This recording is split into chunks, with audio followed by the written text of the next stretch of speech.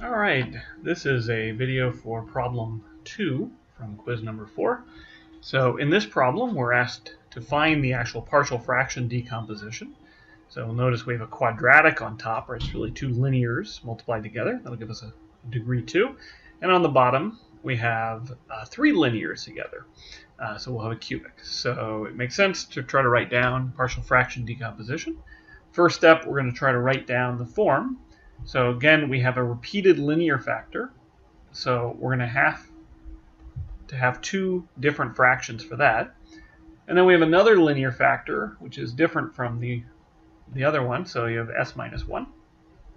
They're all linear factors, so we're just going to need constants in the numerator.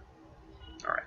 So the long brute force approach for this, okay, we're going to multiply both sides by s squared times s minus 1.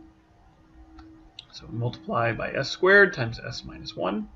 And that'll give us 5s minus 1 times s plus 2 is equal to, all right, well, when we multiply the right-hand side, we have to distribute the s squared times s minus 1.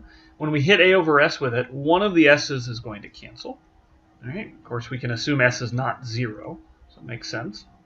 And so we'll have as times s minus 1.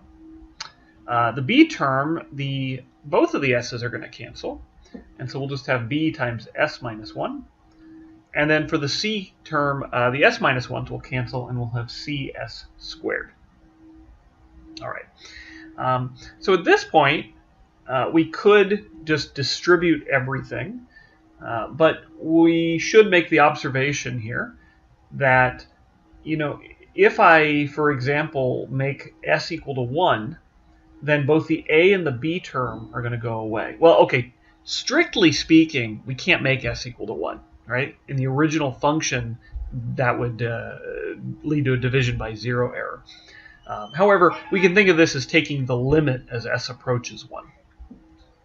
So if we did that, if we made s equal to 1, or again, s approaches 1, being more accurate, then on the left-hand side, we would get 5 minus 1 is 4, 1 plus 2 is 3, so we'd have a 12 on the left-hand side.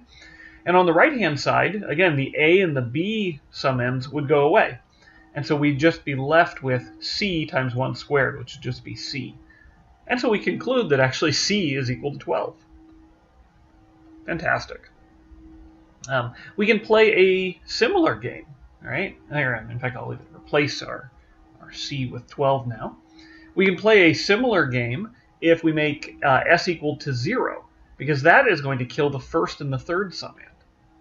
So if I make s equal to 0, then on the left-hand side, I'm going to get negative 1 times 2, which is negative 2. And on the right-hand side, again, the first and the third summands will disappear, and I'll just get b times, well, 0 minus 1 is negative 1.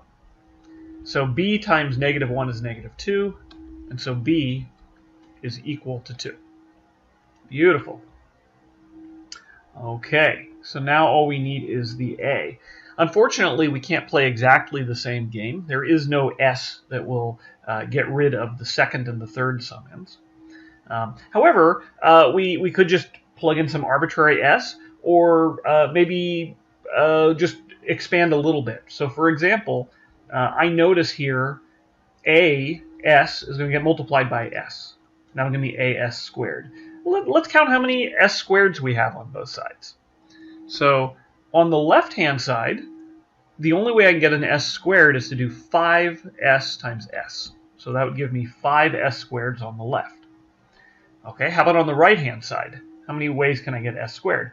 Well, again, I get a times s squared. This won't give me any s squareds. Oh, but then I get 12 of them. So there's 12 more s squareds. So in total, a plus 12 is going to have to equal 5. And so a is going to equal negative 7.